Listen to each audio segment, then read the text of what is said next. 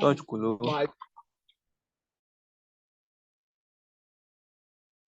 So, good evening, class. We are welcome to class this evening. And today, grades and basis. So, moving directly to assets, we have a lot to cover, so we have to be fast about it. So, moving directly to assets, what acids are substances that produce hydrogen ions or hydrogen oxide ion when dissolved in water. So, what we have a substance dissolved in water would give you hydrogen ion as its positive or hydrozonium ion as its positive ion, more like a radical. When it has been dissolved in water, that substance is generally called an acid.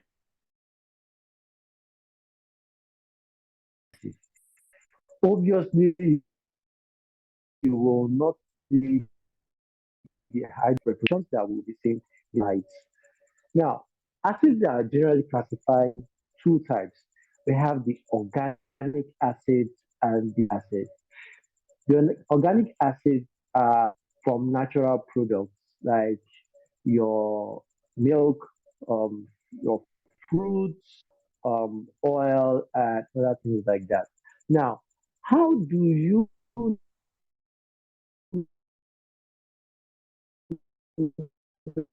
that the type of substances have surface? And for this reason, we know that they have inorganic acids. Inorganic acid action between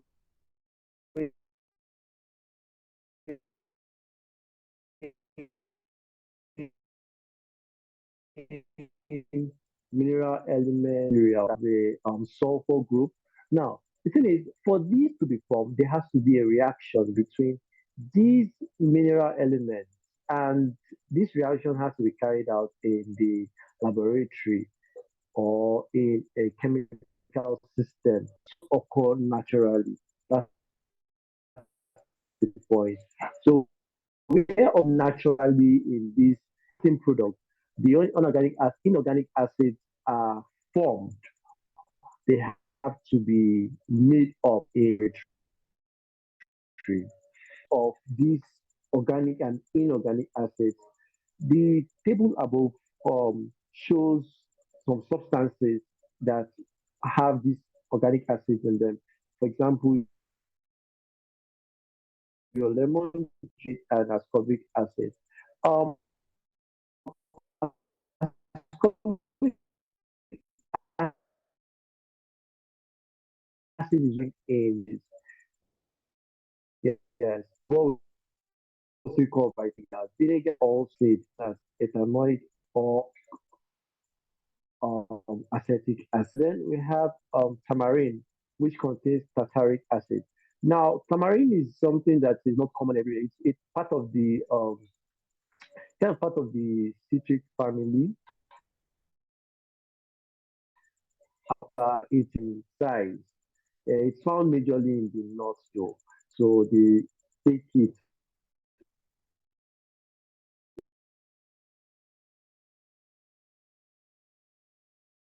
in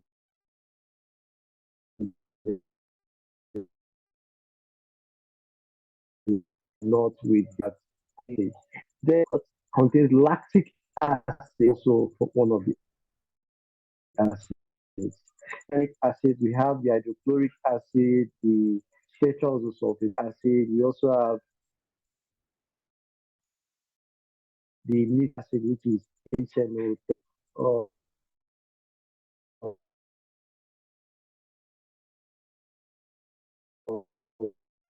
acid, different inorganic. Now, moving on from that, we have acid in the solution. Now, remember, we said that in one ion or hydrozonium ion as well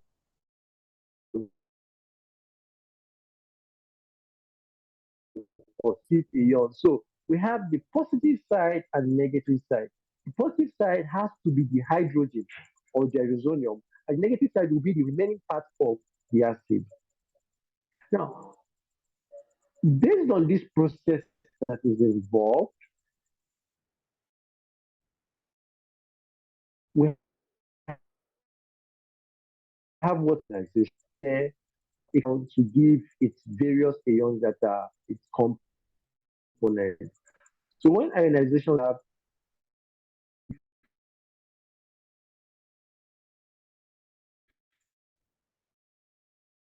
which is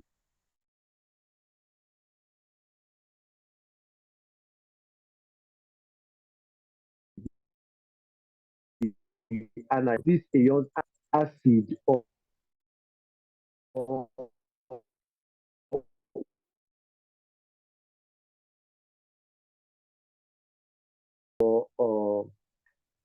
the same as the uh,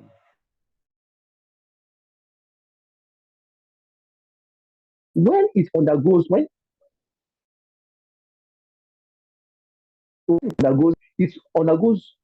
incomplete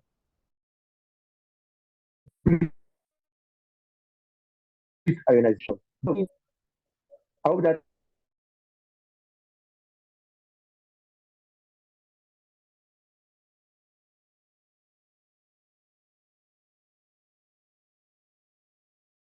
answers the question. Cation. Now, we now move on to what we call the solution. Now, when these acids react with water, they can come out as either acid or concentrated acid. So we have dilute acid when large amount of water reacts with small amount of acid. But we have concentrated acid when large amount of acid reacts with small amount of water. But this does not change the fact that these acids will remain as either weak acids or strong acid. It just shows the concentration of the acid in it. So we have, let me just bring this example in.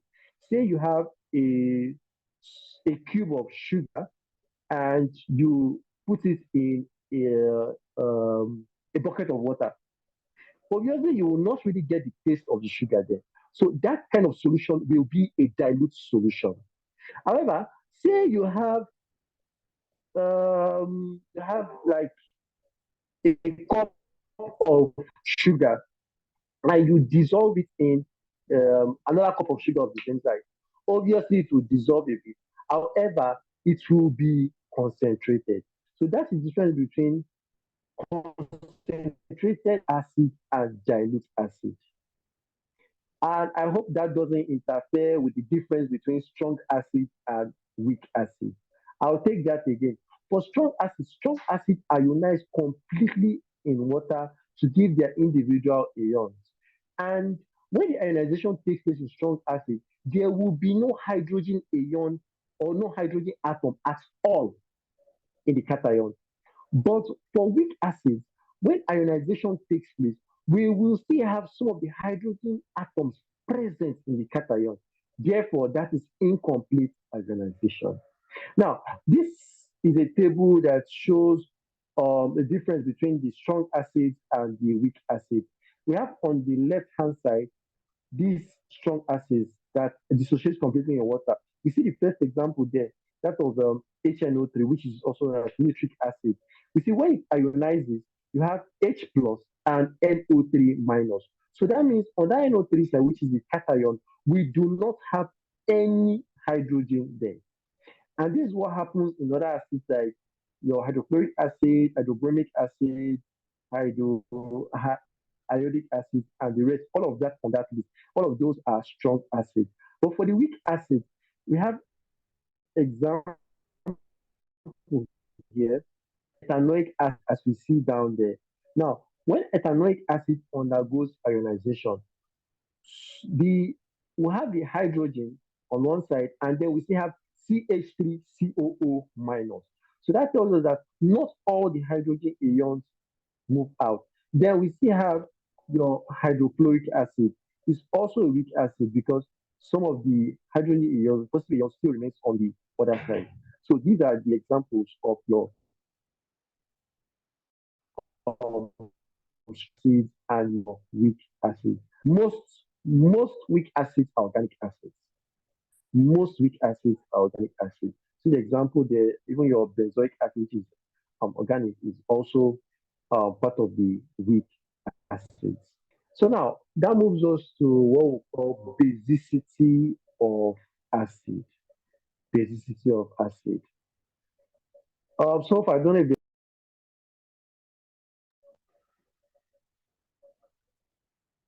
okay.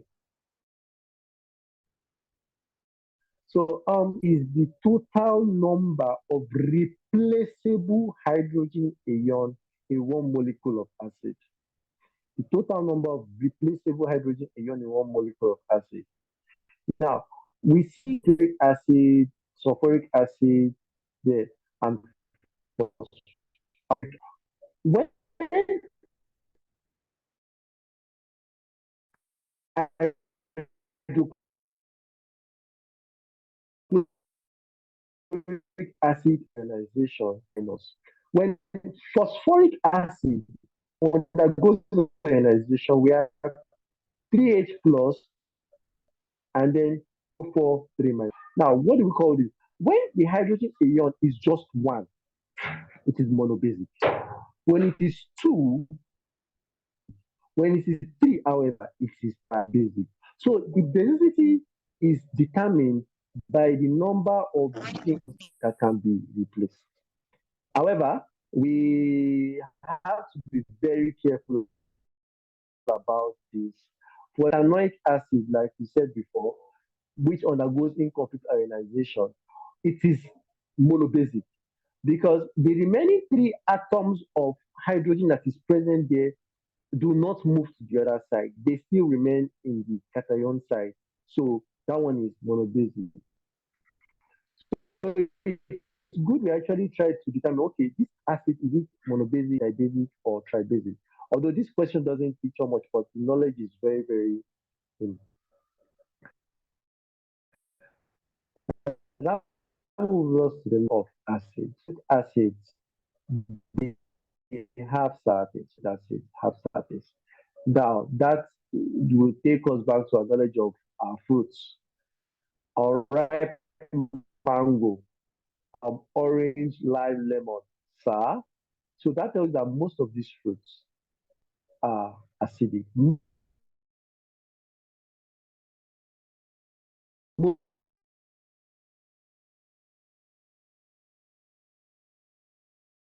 Mostly when they are even your oil, they are actually still acidic. That is you can get in. No matter how, when it comes to our litmus paper, acids will always, in fact, a very beautiful thing that we should always have at the back of our mind. When we put because related that to peace, red for danger. So acid will always turn blue litmus to red danger. And then concentrated forms of these acids are corrosive. Now, that is why you hear sometimes when somebody, maybe out of anger, pours acid on somebody, burns the person's skin. That's the corrosive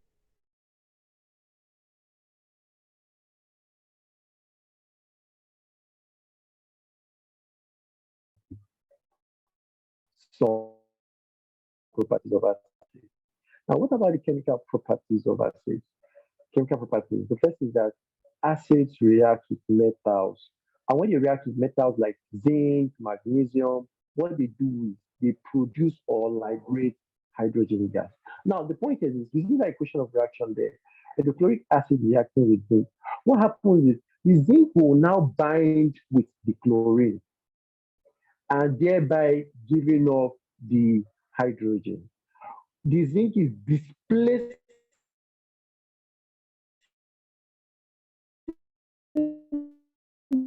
the hydrogen because of that it would quick display it, and then we'll have a salt that is produced, zinc chloride. This is the same thing with magnesium. When hydrochloric acid reacts with magnesium, what happens is you have magnesium chloride and hydrogen is being off. Now that is one of the properties of acid. Another property of acid is its reaction with bases.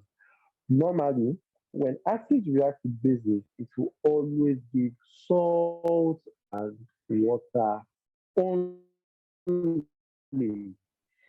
So the example that hydrochloric acid reaction with calcium oxide. When calcium chloride, which is a salt, and water is produced also. This could be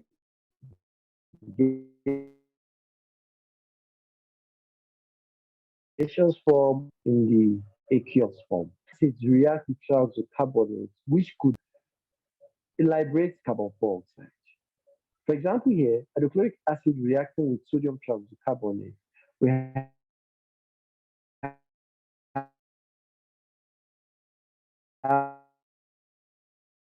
sodium sulfuric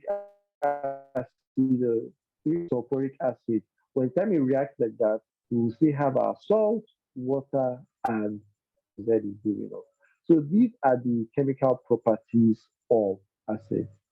Reaction with metals to make hydrogen, reaction with bases to produce salt and water, reaction with carbonate to liberate carbon dioxide.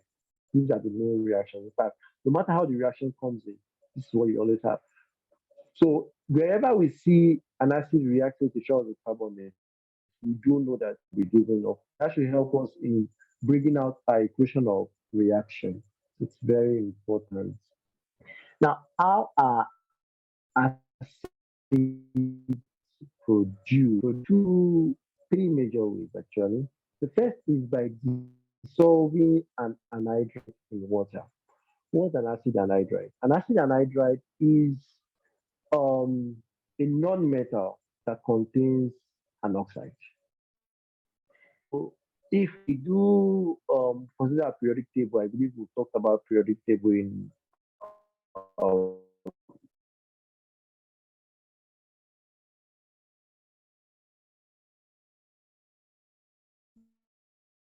previous classes.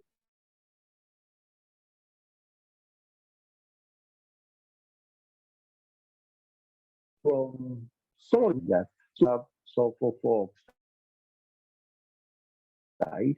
When these they are called acid anhydride. So we could go back to our period. For the case of sulfur oxide, when sulfur oxide reacts with water, what you now the second is combining the constituent elements.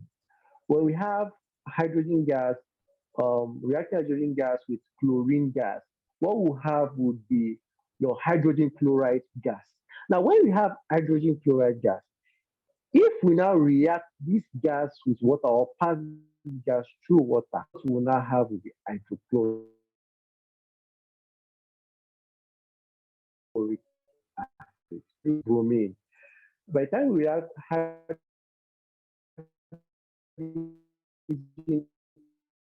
and bromine, that will be hydrogen bromide. Then by the time that reacts with water, we'll have hydrochloric acid combination. Now, we can also have where we now have we could also have the acid being produced there. For example, potassium chloride reacting with sulfuric acid. Place here, when this happens, will be the hydrogen. So also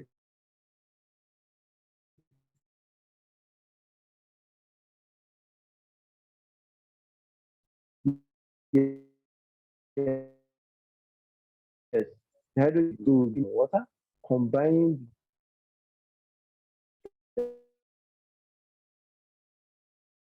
the constant for which acids are produced. Now, what are the uses of acids? Acids have various uses, ranging from chloric acid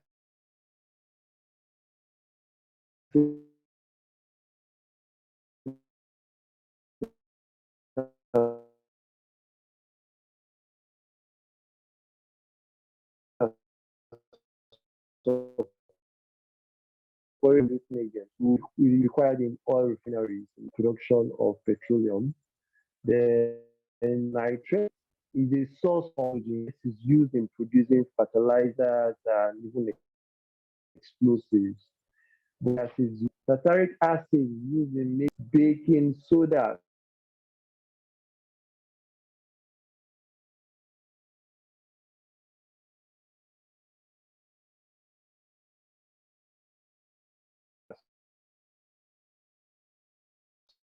So what happens you see on the surface when you don't drink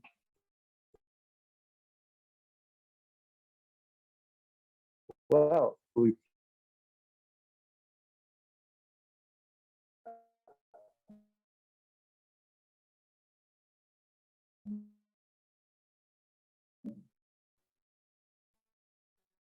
It's analyzed.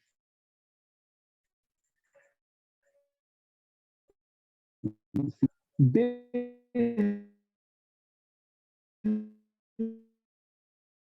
are generally neutralized as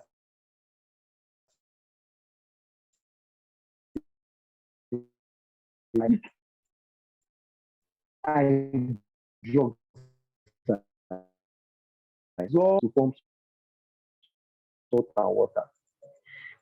Alkalis can, but not all bases are alkaline. Basic hydroxide, oxide. For us to a base or an alkali, it has to be a reactant. But when it is physically an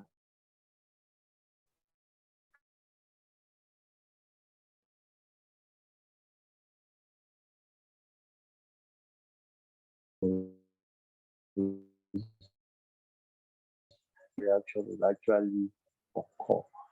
Now, to the physical properties of alkalis, they have they generally have beta, mostly for the dilute alkalis.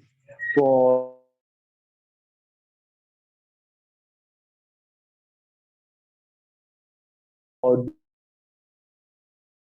those people that get to know that bases are actually bitter and they have soapy feel. If you touched sodium hydroxide, yes, you would know that they have.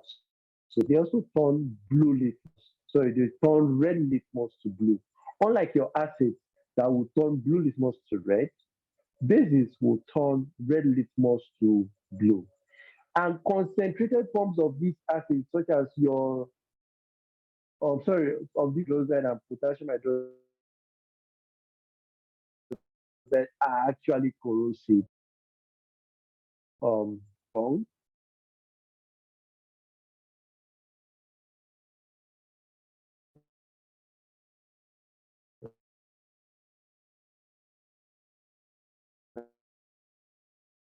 actually chemical properties when they react with acid to form some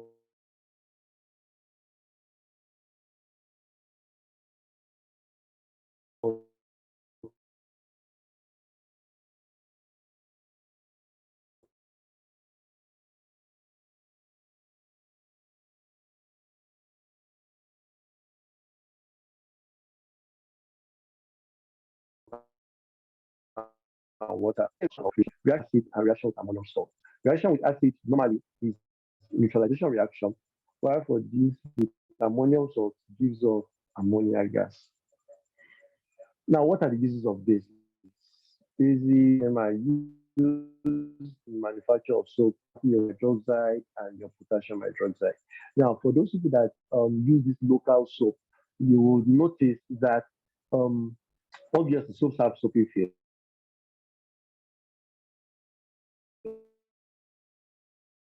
but the reaction you will notice that on your hand you will be feeling that corrosive feeling. It could burn your skin. That's the way I'll put it. Like you will see your feeling and others like that. Will be feeling hot when you kind of so that's corrosion we are talking about. So it's because sodium hydroxide or potassium hydroxide has been used in making it. And then sodium hydroxide is also used in petrol refining. Calcium hydroxide is used in making cement. Actually, the major constituent of cement, which also could also use in making plaster, which is used in construction. Magnesium hydroxide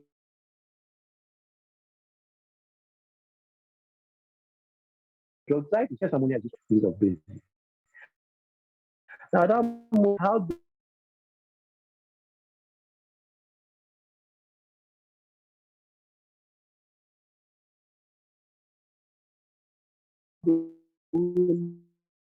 acidity or alkalinity. A neutral substance like water, pure water that is made or that has not been polluted will have a pH of 7. But an acidic substance will have pH of 6 to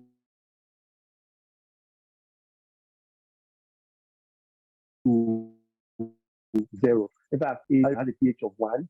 Your your oranges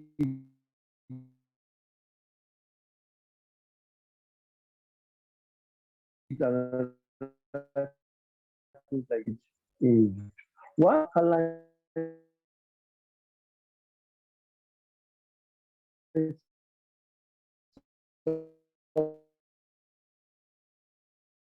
substances 14. Just will come as water made from um a river or a well contaminated with a base will have what pH. It could give you tending towards the acidic side and just that will be around the basic side. So we have to try to notice okay, values of 0 to 6 will be telling us that this substance is what? Is it acidic or basic? Values from 8 and above will be telling us no difference. 0 to 6 is acidic, 8 basic, and 7 is neutral. Now, these are some substances, yes, and uric acid, 4% of uric acid is 0, stomach acid is 1, lemon juice 2, vinegar 3, orange is 3.5, and you see pure water there, 7. Human saliva between 6 to 8, so it's ranging from your acid to base, but not very basic. Blood plasma 7.4, egg white 8, like that. Now, drain cleaner is for some who use sodium hydroxide for drain cleaner. So yeah, yeah, of course, caustic soda has 14. Sorry, very basic. Sorry about that. See it as 14. So these are some of the examples. When I send the slides to you, you can still confirm it and get some of these values down. Now, the second is your indicators. Indicators are weak organic acids or bases that produce different colors in solution. This will be determined by the amount of hydrogen ion that is present in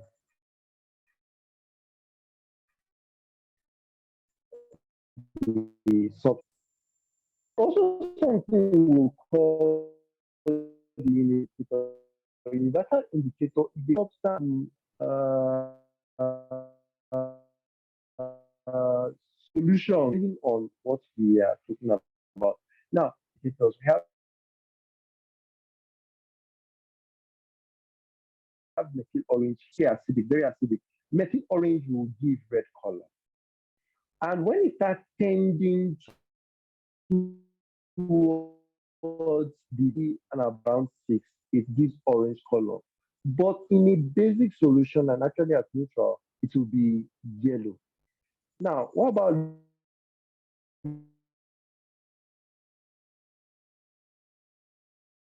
litmus? As we've discussed, litmus blue.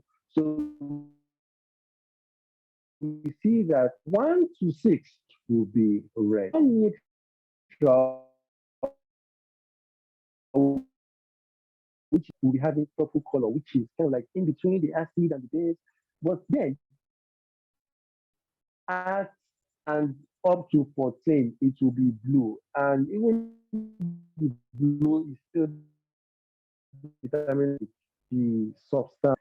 Now, phenolphthalein, which is also another indicator, the range comes from colorless, which is in the acid side to pale pink and then to red. So these are indicators. In our subsequent class, we'll be talking about the pH value of solution. There we'll be looking at how the pH when it is in solution. That is a different calculation on its own. But so far, this is what we'll be taking for today. We've talked about physical properties, chemical properties. The subsequent class will talk about the calculation, and then we'll also talk about this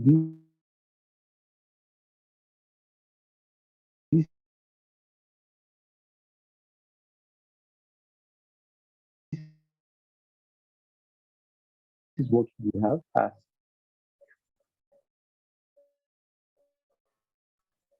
for the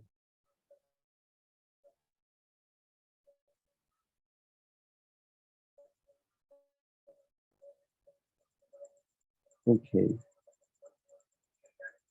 There are no questions now. We can look for that question later. Oh, and there was something I did not mention. Yeah, yes. Okay. Yes, you can go on. Excuse me, sir. I want to ask, how many indicators do we have? Is it only three? No, there are several indicators, but for your level, these indicators that are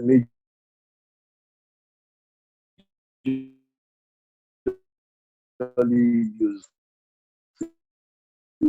we list for I would on these three for acid-based titration majorly. These are the ones we focus on. There are several, many. Okay, sir. Thank you, sir. Now this is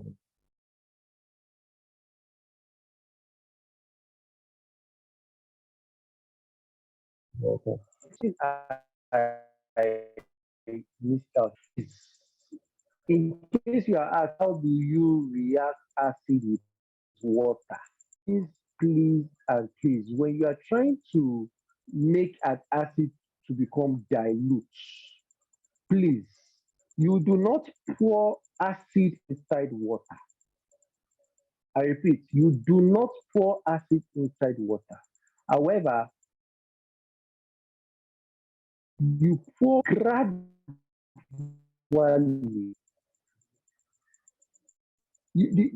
You pour the water. Yes, sorry, you have the water. I made a mistake that you have the water and then you pour the acid gradually inside, but you do not pour it the other way around. Pour the other way around, it will splash. That is, say you have the acid, you now start pouring the water directly. No, you don't do that. It will splash. So you have the water and you start pouring gradually. That is how you dilute it. So it could be asked, okay, how is how is dilute solution of acid produced? How it is produced is by pouring the acid inside it gradually on the side, not just directly, so it doesn't splash. Please, that's a very, very important information. Let's try to get that in our mind. You pour the acid gradually inside the water and not the other way. So, if there is any other question.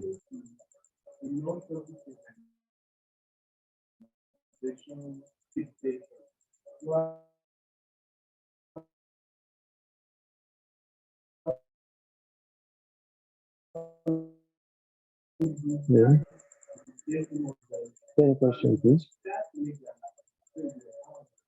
If there's none, believe in our subsequent class we'll talk more, then we will also talk about salt. And Also some other forms of indicators that are used in titration, which would come up in our next class. What we will focus.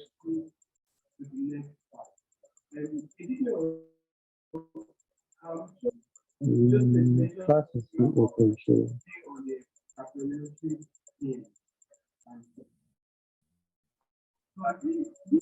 we're still taking questions.